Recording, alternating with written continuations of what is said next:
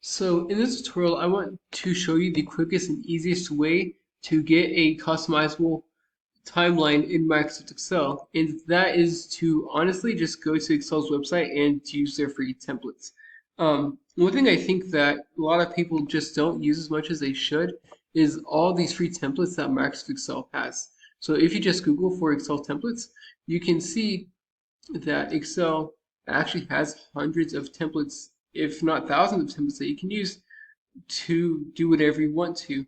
And here, as you can see, I clicked on type to project status timeline, selected this one, and now instead of spending hours making a timeline, I have a already made timeline right here in Excel, courtesy of the Vertex 42, because this timeline is awesome. But yeah, and one thing goes that you can pretty much search for anything that you want. So, for example, Gantt chart. If I can spell it right, and you can even select it based on a different color, whatever color that you would want it to have it best fit your theme.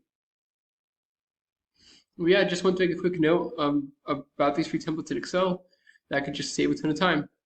If you hope you found this to be helpful, if you did, like, subscribe, comment. Thank you for watching.